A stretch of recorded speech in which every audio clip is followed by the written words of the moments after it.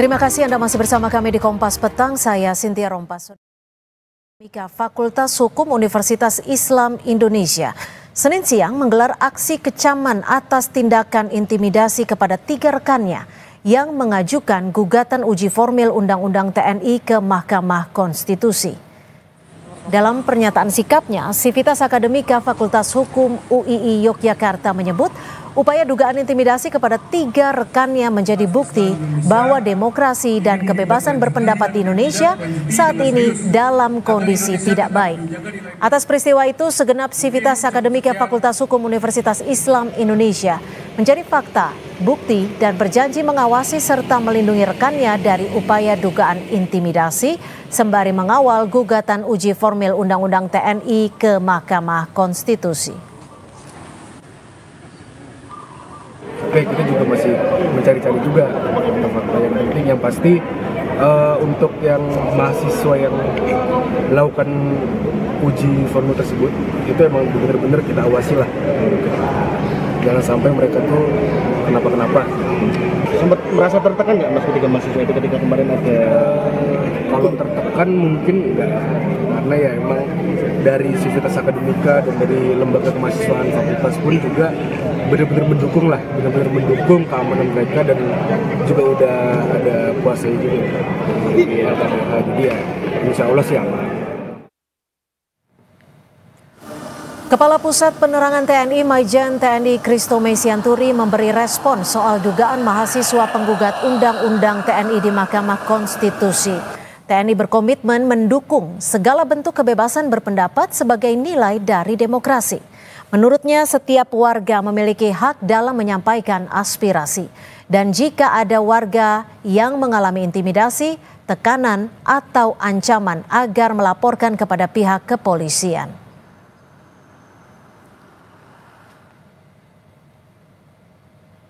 Dalam keterangan tertulis kepada Kompas TV, Majen TNI Christomay Sianturi selaku Kepala Pusat Penerangan TNI menyatakan, TNI berkomitmen penuh dalam mendukung kebebasan berpendapat sebagai bagian dari nilai-nilai demokrasi yang dianut oleh bangsa Indonesia. TNI tidak pernah dan tidak akan melakukan tindakan intimidatif terhadap warga yang menjalankan hak konstitusionalnya dalam menyampaikan pendapat.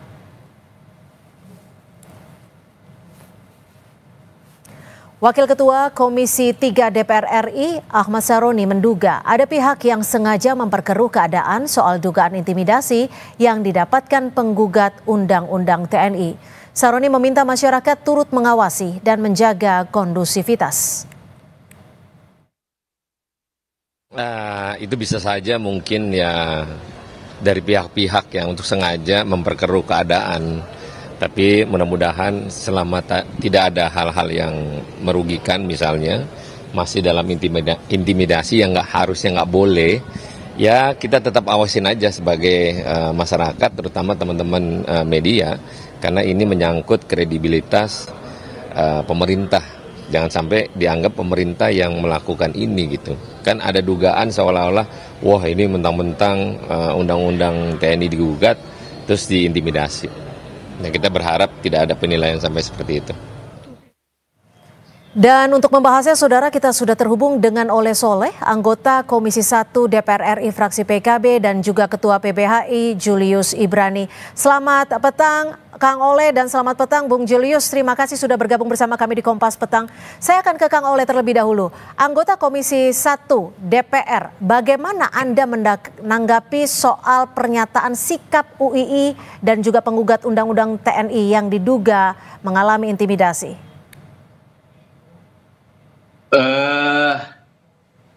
Komisi 1 melihat dan mencermati bahwasanya praduga terkait adanya intimidasi yang dilakukan oleh TNI barangkali dari sini, dengan kata lain adalah pemerintah. Tentu ini harus diuji dulu. Pertama, siapa yang mengintimidasinya? Kalau misalkan ada person anggota TNI kah? Kalau bukan anggota TNI kah, apakah ada nggak seluruhan TNI? Karena memang kalau hanya sebuah narasi, saya rasa ini nggak valid. Perlu juga diuji, betul tidak ada intimidasi. Nah, kami tidak bisa serta-merta menerima begitu saja bahwa ada sebuah gerakan ataupun ada sebuah nawaitu, niat untuk mengintimidasi. Nah, kami hanya DPR masih melihat apakah ini betul atau tidak. Tapi kalau dari Komisi 1 sendiri, maaf Kang Oleh, sudah menerima laporan resmi belum terkait dengan dugaan intimidasi oleh orang tak dikenal ini? Kami konfirmasi kepada mereka apakah ini betul berita ini ada intimidasi. Mereka malah menanyakan, ada gak faktanya? Kalau boleh disebut namanya siapa? Atau dalam intimidasi dalam hal apa?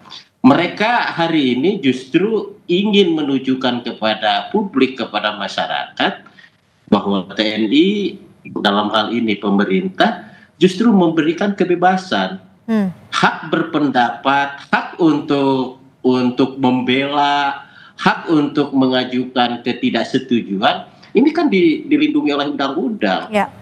Nah, oleh sebab itu ya Komisi 1 melihat bahwa ini quote and quote ini masih dalam bentuk narasi, belum bentuk dalam fakta yang ada. Kalau misalkan mereka yang menggulirkan bahwa ada intimidasi, coba beri kami data. Kalau berdasarkan statement yang didapatkan, memang sudah ada 3 nama mahasiswa UII, sudah ada Arung, Irsyad, dan juga Bagus Putra yang diduga mendapatkan intimidasi dari orang tak dikenal dengan mencoba mengumpulkan data dan juga identitas. Tapi saya akan ke Bung Julius terlebih dahulu. Bagaimana PBHI bisa melihat dugaan intimidasi ini? Apakah ini juga merupakan bagian dari intimidasi? Karena mahasiswa-mahasiswa ini juga memang sedang mengajukan uji formil, mohon maaf. Ya, ada saya mau mengungkapkan beberapa fakta. Pertama, Babinsa setempat menyatakan bahwa pendataan itu diminta oleh Kodim, itu yang pertama. Yang kedua, pihak Dandim Mojokerto menegaskan bahwa betul meminta pendataan tersebut. Jadi ini sudah bukan dugaan lagi ya, ini sudah fakta gitu ya. Itu pertama. Yang kedua adalah permintaan data tersebut tidak berbasis baik secara hukum ataupun konstruksi pendataan pendudukan dan segala macam. Jadi bisa kita katakan itu adalah pendataan personal yang ilegal. Itu yang kedua. Yang ketiga adalah kami melihat ada kesamaan pola yang berulang-ulang. Ini bukan terjadi di tahun 2025 saja. Sebelum-sebelumnya juga begitu. Ketika ada 1-2 aktivis mahasiswa, jurnalis, dia kemudian bergerak, mengkritik tegas, maka dia didatangi. Didatangi oleh siapa? Oleh pihak-pihak aparat, salah satunya adalah TNI, dan mengatakan bahwa dengan tujuan pendataan. Pertama, pendataan itu harus dilakukan memang ada kerangka hukumnya. Apakah dia petugas sensus pendataan, kelurahan, kecamatan, dan segala macam yang memang punya fungsi kependudukan untuk pendataan. Yang pertama. Yang kedua, tidak dilakukan secara langsung. Pendataan itu harus izin RT, RW, kelurahan, dan segala macamnya. Tetapi ketika pendataan itu langsung mendatangi ke rumah, itu caranya tentu tidak dapat dibenarkan, tujuannya tentu juga tidak dapat dibenarkan. Jadi Anda mau menyimpulkan bahwa ini adalah pola sistematis bentuk dari pembungkaman? Atau seperti apa? Betul sekali. Arahnya pasti adalah pembungkaman. Tidak perlu mengancam-ngancam dengan senjata api, dengan golok dan segala macam, menyatakan bahwa kami hadir di ruang yang paling private yang Anda miliki. Itu sudah sebuah ancaman. Gitu. Itu saja sudah cukup. Itu saja sudah cukup. Oke, saya ke Kang Oleh. Artinya si mahasiswa ini, gitu ya, artinya si mahasiswa ini itu tidak punya satu lokasi private manapun yang bisa digunakan untuk bersembunyi, untuk safe house dan segala macam. Artinya we put our eyes and our ears into the most privacy room and space that you have. Itu yang paling bahaya begitu. Gimana Kang Oleh, kalau memang sudah ada nama-namanya dan juga sudah ada pengakuan dari mahasiswanya itu sendiri bahwa memang mendapatkan bagian dari bentuk intimidasi, bagaimana langkah konkret Komisi 1 DPR untuk menanggapi dan juga menyikapi hal ini? Pada dasarnya saya menghargai, menghormati terhadap sebuah antisipasi, seolah-olah katakan bahwa ini ada sebuah nawaitu intimidasi. Tetapi faktanya tadi juga disampaikan tidak ada ancaman, tidak ada bahasa ininya ya, tidak pistol kah, apakah kan nggak ada tadi. Nah ini kan baru pendataan. Jadi menurut Anda pendataan yang diminta oleh pihak tertentu ini bukan bagian dari intimidasi? Mohon perhatian. Kita kan nggak tahu juga siapa yang meminta data itu.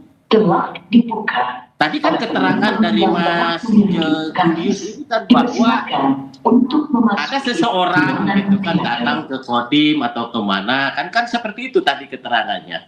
Dalam hal ini tentu DPR harus hati-hati memandang bahwa kami tetap mendukung kepada siapapun masyarakat untuk dilindungi dalam hal bagaimana mengemukakan sebuah pendapat. Nah, kemudian mereka melakukan sebuah judicial review terhadap undang-undang TNI ini dilindungi. Siapapun yang mengajukan terhadap judicial review itu harus dilindungi. Hanya saja kita juga dalam hal bagaimana dalam membuat suasana kondusivitas persatuan dan kesatuan, tidak lagi membuat sebuah kegaduhan opini barangkali. Saya rasa juga harus hati-hati. Saya ke Bung Julius. Bung Julius, kalau Anda melihat apa yang terjadi saat ini, apakah ini bagian dari indikasi bahwa Undang-Undang TNI ini masih menjadi kontroversi, Bung Julius? Oh jelas begini, ada banyak hal yang belum bisa dijawab kepada publik. Apa yang diduga oleh publik mengenai RUU TNI semakin kesini semakin terjadi, gitu ya. Duduk di ranah sipil dan kita belum lihat adanya adjudikasi atau pengadilan yang berimbang antara sipil dan militer dan segala macamnya. Itu banyak pertanyaan dan oleh karenanya uji material di Mahkamah Konstitusi baik terkait dengan formilnya atau terkait dengan pasal per pasal materialnya itu sangat penting untuk dibuka kepada publik. Tujuannya bukan hanya clearance soal apa yang diperdebatkan yang tadi Bang Oleh bilang ada kegaduhan narasi dan segala macam. Ruang Mahkamah Konstitusi itu justru harus dijaga agar murni, gitu ya. Biar dia tidak ada perdebatan di luar daripada ruang Mahkamah Konstitusi itu. Itu yang pertama. Nah yang kedua, saya perlu ulangi lagi Bang Oleh. Dan tim Mojokerto itu sudah menegaskan bahwa timnya yang melakukan demikian ke rumah mahasiswa itu sudah tegas dan itu pernyataannya di media sudah banyak. Nah, yang saya katakan adalah tadi betul dia tidak menggunakan senjata api, tidak menggunakan senjata tajam. Apakah menggunakan dasar hukum yang tepat? Apakah menggunakan cara yang tepat? Karena ketika sudah datang ke ruang yang paling private saja, sementara memang tidak ada agenda pendataan yang rutin dan itu tidak dibenarkan secara hukum kependudukan, itu saja sudah intimidasi. Nah saya pikir begini, poinnya begini, kalau kita mau sama-sama narasinya positif, biarkan apa yang terjadi di Mahkamah Konstitusi bergulir dan kita jaga. Jangan ada tindakan-tindakan baik dari TNI atau pihak manapun yang kemudian memperkeruh. Dan ini pola yang sering terjadi ketika saya pernah mengajukan uji material ke Mahkamah Konstitusi Undang-Undang Polri. Saya adalah yang pertama kali mengajukan JR ke MK Undang-Undang Polri sampai selesai, Bang Oleh. Ya, apa yang terjadi? Sama polanya sama. Bang Oleh bisa cek, sama polanya. Ada intimidasi dan segala macam. Saya yang lulus ujian itu, Bang Oleh, sampai diputus. Nanti Bang Oleh bisa cek itu. Nah, pola-pola ini bukan terjadi sama mahasiswa kali ini saja. Zaman dulu juga saya mengalami. Kemarin juga kita mengalami. Nah, ini yang saya katakan, kita jaga sama-sama. Ada saja 1-2 narasi, ada 1-2 peristiwa yang terkait dengan apa yang di Mahkamah Konstitusi itu kita harus tegas, Bang Oleh. Kita harus katakan bahwa jangan ada niat apapun yang dapat memancing narasi negatif terhadap uji materi di MK. Nah, itu sebenarnya kita butuh. Oke. Baik, saya ke Kang Oleh. Kang Oleh, lalu bagaimana Komisi 1 DPR memastikan bahwa tidak ada bentuk kriminalisasi, tidak ada bentuk pembungkaman, dan juga memberikan kebebasan bagi masyarakat untuk menyampaikan hak konstitusionalnya? Kami sudah menanyakan langsung kepada TNI, apakah berita terkait adanya intimidasi itu betul atau tidak. Malah mereka juga kaget. Dan mereka juga bertanya-tanya, lah siapa yang mengintimidasi? Justru mereka membuka 24 jam, siapapun, kapanpun, oleh siapapun, dimanapun, untuk menguji uji materi tentang undang-undang TNI.